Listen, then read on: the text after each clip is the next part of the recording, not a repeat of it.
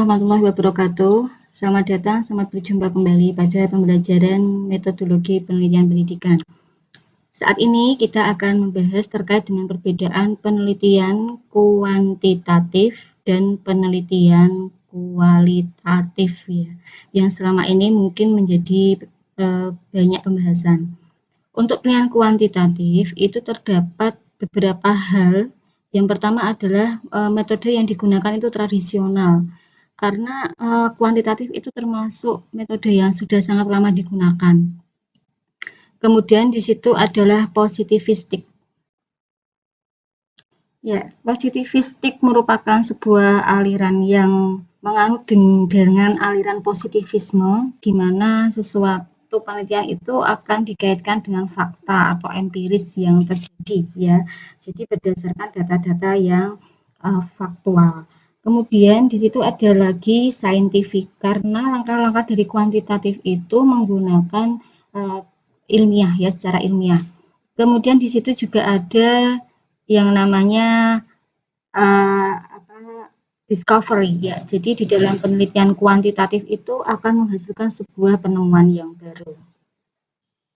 Sedangkan pada penelitian kualitatif itu merupakan penelitian dengan metode yang baru ya. Kemudian di situ terdapat unsur yang namanya positivistik ya, merupakan sebuah pemahaman yang menganut aliran positivisme yang menyangkal aliran dari positivistik. Jadi di situ mereka tidak hanya terkait dengan data-data kenyataan ya, tapi di situ akan selalu dinamis gitu. Pemahamannya, alirannya selalu dinamis, bahkan terkenal dengan induktif. Induktif itu kan dari yang khusus-khusus dulu akhirnya menjadi sebuah kesimpulan yang umum. Nah, di situ naturalistik. Naturalistik adalah bersifat alamiah. Jadi ketika penelitian kualitatif ya, misalnya pengaruh semangat belajar pada masa pandemi misalnya. Nah, itu kita akan membahas secara alamiah yang ada di lapangan kayak apa ya. Kemudian di situ dinamis. Nah, ini kadang menghasilkan hal-hal yang sangat berubah. Misalnya pada penelitian di saat ini mereka ternyata sangat antusias, tapi saat ini ternyata tidak. Nah, ini jadi cenderung dinamis. Tapi kalau misalnya yang kuantitatif kan terkait sama data itu terkadang kaku ya, maksudnya hasilnya itu ya itu kayak gitu. Ya, untuk selanjutnya kita bisa bedakan metode penelitian pada tabel berikut ya. Nah, ini sudah ada di PDF yang sudah kami bagi, bahwa di situ ada perbedaannya. Yang pertama adalah sifat realitasnya, dimana kalau kuantitatif itu konkret ya, teramati, terukur. Contoh kalau misalnya realitas pada penelitian kuantitatif, misalnya gini, pengaruh pembelajaran NHT terhadap prestasi belajar siswa ya. Nah, di situ kan kita akan mengukur itu bagaimana pengaruhnya. Nah, ketika disajikan dalam bentuk kuantitatif, maka nanti akan ada data-data yang terkait ya. Misalnya kamu berarti mencari dengan menggunakan instrumen apa. Kemudian nanti harus ada katakanlah kelas kontrolnya ya. Jadi biasanya di sini itu ada kelas yang namanya kelas eksperimen. Kemudian ada lagi yang namanya kelas kontrol. Nah, misalnya berarti kelas yang eksperimen dikasih itu NHT, tapi yang kelas kontrolnya pembelajaran biasa, nanti dibandingkan. Itu salah satu contoh kuantitatif. Kalau kualitatif, di sini holistik, menyeluruh, dinamis ya, jadi ada perubahan, banyak perubahan terjadi. Jadi misalnya kalau dengan soal tadi ya, saya tulis pengaruh, misalnya pengaruh pembelajaran model NHT katakanlah terhadap prestasi belajar, misalnya prestasi belajar siswa. Nah, ini kita bisa golongkan ke kuanti, bisa ke kuali. Makanya ketika model kuanti atau kuali itu akan terlihat pada bab 3-nya, atau akan di situ akan jelas penelitian yang akan digunakan adalah kuanti atau kuali. Nah, ketika digunakan adalah kuanti, maka ya berarti ini ada di situ kelas kontrol sama eksperimen. Tapi kalau kuali berarti ya dia mungkin menerapkan NHT dulu ya ke sekolah itu. Kemudian siswanya ditanya pakai wawancara, gurunya ditanya wawancara pakai angka, hasilnya kayak gimana. Nah, ini disajikan secara deskriptif ya. Jadi cenderung di sini tuh kayak menganalisis gitu.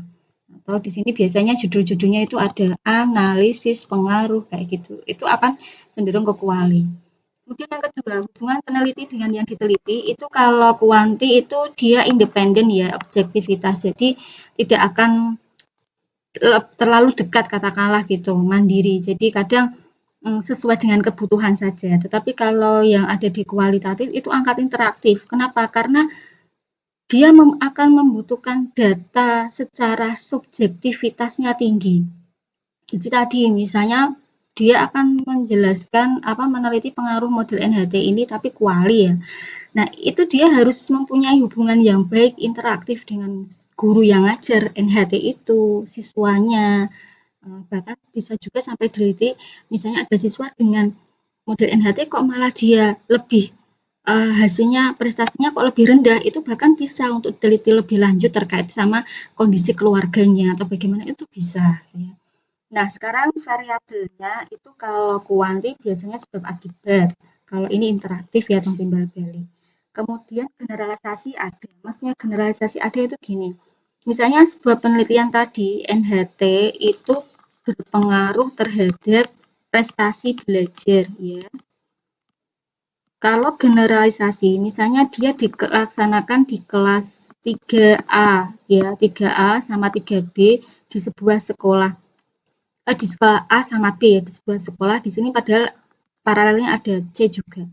Nah, ketika di sekolah A itu ternyata hasilnya adalah berpengaruh, maka ini juga bisa digunakan di kelas B, bisa digunakan di kelas C. Artinya generalisasi itu kayak menyimpulkan dari hal kecil bisa digunakan hal besar gitu ya.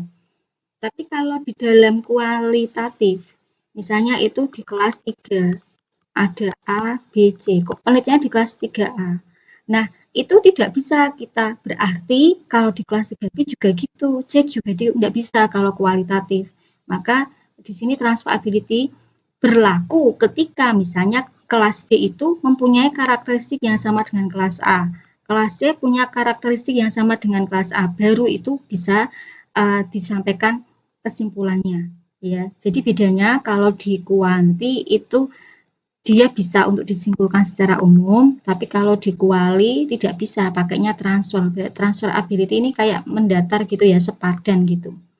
Nah, sekarang kalau peranan nilai, cenderung bebas nilai, kalau yang di kualitatif itu terikat nilai-nilai yang dibawa peneliti dan sumber data ya. Jadi ketika kuanti itu kadang nilai-nilai yang terkait itu diabaikan ya. Tapi kalau di kuali terkadang juga ada nilai budaya yang dipakai ya, nilai mungkin apa ya yang ada di masyarakat itu, tradisi yang ada di situ bagaimana dipakai. Ya misalkan saja penelitian gini, analisis pengaruh broken home terhadap prestasi belajar siswa kayak gitu ya. Nah, kadang itu kalau mau meneliti itu kita terkait dengan judul tersebut ya, nggak mungkin kita akan secara jelas menyampaikan ke sumber data. Saya akan meneliti terkait ini broken home. Nah, nanti dia kan juga akan tersinggung. Jadi di situ nanti akan ada nilai misalkan nilai kesopanan yang harus dipertahankan kayak gitu. Sehingga bagaimana peneliti itu berusaha untuk dapat data yang baik ya, data yang katakanlah banyak, baik dan valid ya, tetapi tidak menimbulkan itu tadi sumber datanya mungkin tersinggung atau bagaimana. Nah, untuk proses penelitian kuantitatif, yang pertama itu adalah ya ini studi pendahuluan. Jadi kalian ketika sebelum menemukan judul itu harusnya sudah baca-baca ya, ada latar belakangnya dulu bagaimana. Jadi jangan judul dulu. Nah, itu kebalikannya. Maka kebanyakan itu yang harusnya itu ketika kalian punya judul itu harus ada referensi yang membuat kalian menemukan judul itu tuh apa kayak gitu. Namanya studi pendahuluan. baru rumusan masalah ya. Mungkin banyak yang belum tahu rumusan masalah, nanti kita akan belajar di belakangnya. Habis rumusan masalah ada tujuannya, ada teorinya, ada hipotesisnya di sini. Jadi kalau di kuantitatif itu kita ada hipotesis tuh asumsi ya, dugaan sementara. Kemudian metodenya apa, instrumennya apa, baru dilaksanakan penelitian, baru hasilnya bagaimana, kesimpulannya bagaimana. Ketika dalam mata kuliah metodologi pembelajaran pendidikan itu kita sampai bab ini ya, sampai bab 3, 1 sampai 3 saja yang namanya adalah proposal. Nah, ini kalian nanti secara bertahap tiap pertemuan akan ada progres tugasnya ya, sehingga menuntun kalian itu ketika UTS sudah akan jadilah proposal itu secara utuh. Sedangkan kalau kualitatif, nah ini objek penelitian. Objek penelitiannya dulu kalian ingin cari apa sih di situ? Oh, misalnya pembelajaran daring, berarti siswa. Ya udah, berarti fokusnya siswa. Kemudian di situ bahkan sudah ada deskripsinya. Nah, siswa yang bagaimana, siswa yang di mana, siswa yang siapa kayak gitu itu sudah ditemukan di awal. Baru di situ ada reduksi atau fokus penelitian, ya. Kemudian ada menguraikan, kemudian deskriptif, komparatif, asosiatif. Nah, ini tahap-tahap di kualitatif bab 1 sampai 3. Babnya sebenarnya sama ya. Ada pendahuluan, kemudian yang kedua itu ada landasan teori, yang ketiga adalah metodologi penelitiannya atau metode penelitiannya ya. Nah, tapi di sini itu lebih deskripsinya lebih diperbanyak ya. Katakanlah gini, kalian ketika jadi mahasiswa yang mempunyai kemampuan untuk senang untuk bercerita ya, maksudnya senang menulis mungkin atau mendeskripsikan sesuatu itu mempunyai kemampuan yang lebih dalam hal itu, nah silakan mengambil kualitatif ya. Nah, untuk latihan pembuatan proposal kualitatif nanti kita akan sampaikan setelah UTS ya. Nah, kapan digunakan kuantitatif sama kualitatif? Kalau kuantitatif itu bila masalah merupakan titik tolak penelitian sudah jelas. Jadi, kalau masalahnya itu sudah jelas, misalnya saya mau menulis judul ya, studi komparasi misalnya. Studi komparasi itu perbandingan ya. Studi komparasi. Nah, perbandingan antara apa? Pembelajaran NHT sama Jigsaw misalnya. Nah, Jigsaw gitu ya. Nah, berarti saya sudah jelas itu hanya akan membandingkan dua hal itu. Maka kita gunakan kuanti. Kemudian yang kedua, peneliti mempunyai informasi terkait dari populasi. Ya, karena tadi ya, kalau di kuanti itu ada populasi, kemudian di sini adalah sampelnya. Sampel itu bagian dari populasi, kayak gitu. Kemudian ingin mengetahui pengaruh tertentu terhadap orang lain. Ya, terkadang pengaruh juga ada yang masuk ke dalam kuanti ketika dia sudah menjadi permasalahan yang jelas. Kemudian untuk menguji hipotesis, nah ini ada hipotesis, ada dugaan sementara. Dugaannya apa? Oh ternyata ada perbedaan antara NHT sama Jigsaw. Oh antara NHT lebih bagus dari Jigsaw, itu dugaannya. Kita bisa menduga-duga. Kemudian data akurat karena di sini ada statistik yang digunakan ya. Ya, jadi biasanya kalau orang-orang yang kemampuan numeriknya tinggi, maka dia memilih kuantitatif. Kemudian ingin menguji adanya keraguan terhadap teori produk atau validitas ya. Nah, kalau untuk menguji teori produk validitas itu juga bisa digunakan kuantitatif. Kalau kualitatif itu masalahnya belum jelas. Ya tadi misalnya analisis pembelajaran daring di daerah sinyal di daerah yang kesulitan sinyal misalnya. Nah itu kita nggak bisa itu menduga-duga apa hasilnya, itu nggak bisa, maka tidak ada hipotesis ya. Memahami makna dibalik data yang tampak tetap bisa digunakan data-data, bisa misalnya kayak tadi ya kita ingin meneliti itu pembelajaran daring di daerah yang susah sinyal. Nah, kita peroleh data dulu. Daerah-daerah yang susah sinyal itu daerah mana? Nah, itu tetap bisa dipakai. Kemudian interaksi sosial yang kompleks. Nah, ini sangat kompleks. Nah, ketika ada tadi mau meneliti tadi ya daerah susah sinyal, kamu ketika meneliti itu bisa tidak hanya dengan siswanya saja, bisa dengan kepala sekolah, guru, orang tua, bahkan mungkin katakanlah pemerintah setempat ya, misalnya desa, RT atau RW terkait dengan sinyal di situ tuh bagaimana. Bahkan boleh warga di situ boleh untuk memperkuat hasil penelitian kamu. Jadi sangat kompleks ya. Kemudian memahami perasaan orang, ya ini tadi kayak tadi ya, misalnya itu penelitian-penelitian yang sensitif ya, misalnya kayak ada prestasi siswa, misalnya gini, analisis prestasi belajar siswa yang berada di lingkungan, misalnya lingkungan lokalisasi, misalnya kayak gitu, atau mungkin di lingkungan penjara misalnya untuk anak-anak yang katakanlah ada mendapatkan apa istilahnya itu eh, perbaikan apa rehabilitasi misalnya. Nah itu beberapa contoh sih ya. Ya artinya di dalam kualitatif itu perasaan tetap tetap dipakai, ya dipakai, dipertimbangkan untuk mengembangkan teori. Jadi tetap kalau di kualitatif itu harus ada teori. Tapi teori yang apa yang ada itu, misalnya teorinya tadi, kalau pembelajaran daring di susah sinyal itu tidak akan berhasil dengan baik. Nah, itu berdasarkan penelitian siapa gitu ya sebelumnya, itu kan menjadikan teori kamu. Nah, tapi kamu bisa mengembangkan, oh ternyata tidak hanya tidak baik, justru malah baik karena semangatnya timbul lah, atau apa itu akan berkembang teorinya. Bisa. Nah, memastikan kebenaran data. Ya, jadi untuk mengecek ya, misalnya tadi diperoleh kalau data-data mana sih daerah yang terpencil itu, oh ternyata di daerah, misalnya di desa A, B, C, tapi ketika penelitian kamu memperoleh tambahan lagi, itu ada X, Y, Z, nah itu akan bisa menguji kebenaran data. Meneliti sejarah perkembangan. Jadi di sini kadang terkait dengan masa lalu ya, perkembangan di masa sebelumnya itu kadang juga terkait ya. Jadi tidak terbatas untuk masa saat ini saja. Oke, itu tadi adalah pembelajaran pertemuan kedua perbedaan antara kuanti dan kuali. Jadi saat ini nanti tugas untuk pertemuan kedua adalah kalian membuat rancangan judul penelitian yang kuantitatif ya. Jadi judulnya itu apa?